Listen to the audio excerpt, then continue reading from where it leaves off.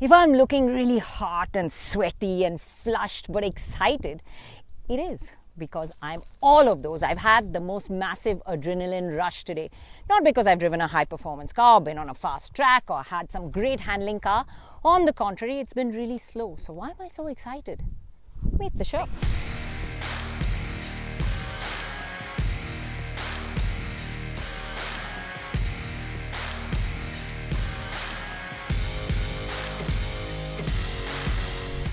This thing is pretty insane, isn't it? Well, I'm just dying to give it a red hot go. Now, unfortunately, I can't drive it because the entire steering system is different. But Alexei here has promised us that he's going to show us all that it does. And I'm excited. I mean, just look at the size of these wheels. It's literally my height. And I'm thinking I'll have to haul myself into this cabin. It's going to be a long way up. And I made it. I'm there. And while it looks big and tough when you look at the specs, the Sherp has the dimensions of your average compact SUV. It's sub 4 meter and has a wheelbase smaller than an Alto. But it is the 2.8 meter height and those wheels that make it quite imposing. It's built tough and weighs about 2.4 tons. And so Alexei's just explained that when you pull the lever, it kind of releases the clutch. And the further back you pull it, it activates the brake. And both levers are just for left and right. And that's as easy as it is. So this has a skid steering, not a conventional one. It pretty much turns on a coin, as you can see. I mean, kind of rotates on the spot. The friction mechanism has a hydraulic steering system that uses different speeds on left and right wheels to make it very maneuverable. It also comes with a patented pneumocyclic suspension. That means no springs, shocks, struts, or any of the conventional things that we know. And the system can actually work to inflate and deflate the tires on the go as well. So it's really brilliant. And while on the tires, they too are special low-pressure tires connected by a circuit and pumped up by the exhaust gases. This is some crazy engineering. The regular pressure is 1.5 psi for road use, 0.5 for water, and it can go up to 3 psi. Pretty amazing stuff. And it takes seconds to inflate or deflate these tires. You can do it on the go. Now we are deflating on the way. So we are deflating the tire pressure as we go. The touch of a button, it seems. So when you're in soft sand or dirt, you can kind of deflate the pressure. No problem. Honestly, this pneumo suspension is better than anything I've ridden even on a luxury car. While I was being jostled around because of the varying gradients of the terrain and the rocks that we were going over, amazingly, there was no sharpness to the ride inside. The patented suspension system using exhaust gases to adjust tire pressure works brilliantly. The Sherp can climb gradients up to 35 degrees, which means we are pretty much looking at the sky. Okay, so he tells me this can go up 35 degrees and down it, and that's pretty much what we're doing right now. As you can see, I'm fully thrown against my seatbelt. But the Sherp is kind of saying, meh, just show me something more. It can go over obstacles that are 1 meter tall. We went over all kinds of stuff sideways, up, down, over and under. The Sherp didn't even bat an eyelid. He just decimates everything in its path. The ultimate all-terrain vehicle. Its compact dimensions make it easy to maneuver, and with an ability to withstand a tilt angle of 30 degrees, it does some pretty crazy stuff. And when you're at a tilt like this, the engineers have pretty much thought of everything. There's a separate fuel tank at the engine level, so when you're at a tilt, you don't get fuel starvation, and you just keep going.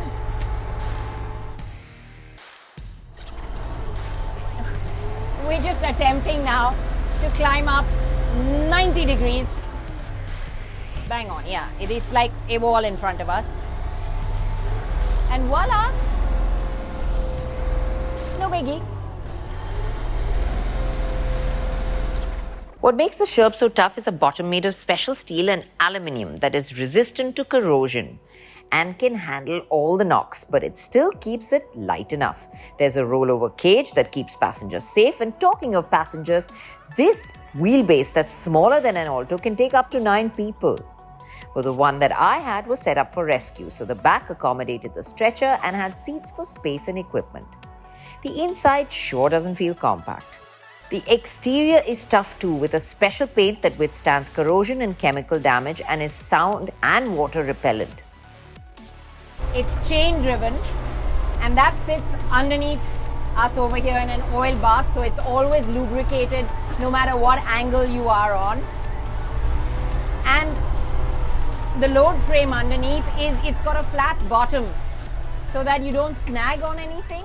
So that's why you can just go over any of the rocks, anything that comes in your path, and just not have a bother.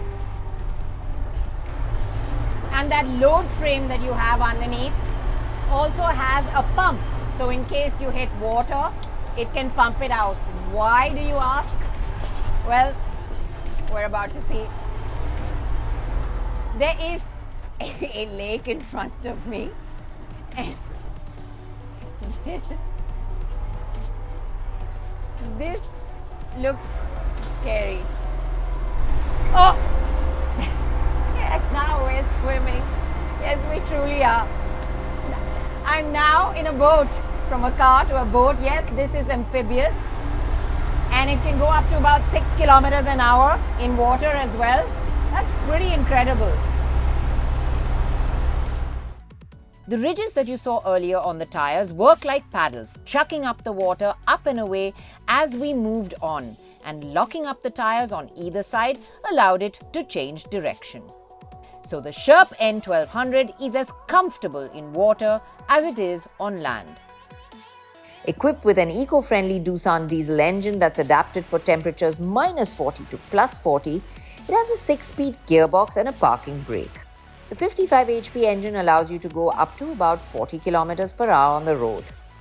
It's easy to learn how to drive the Sherp, and although I was all ready to give it a go, there were time constraints. But that's a bucket list item, and I hope I'll do it soon.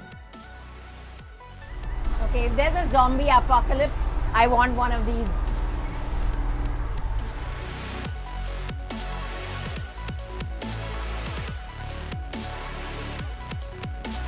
I'm searching for the words to kind of describe this. Indefeatable, indestructible. It just decimates everything in its path. It's pretty crazy. And no wonder Kanye West has 15 of these. I mean, it's a mad-on vehicle. Now, its wheelbase may be the size of a compact car, but its price is very, very close to a very nice luxury car. So while the rich and famous like Kanye West may buy one of these as a toy because it makes you feel invincible, the real applications for the Sherp N 1200 would be for the military, search and rescue, or businesses like construction and mining that need a vehicle that can go just about anywhere.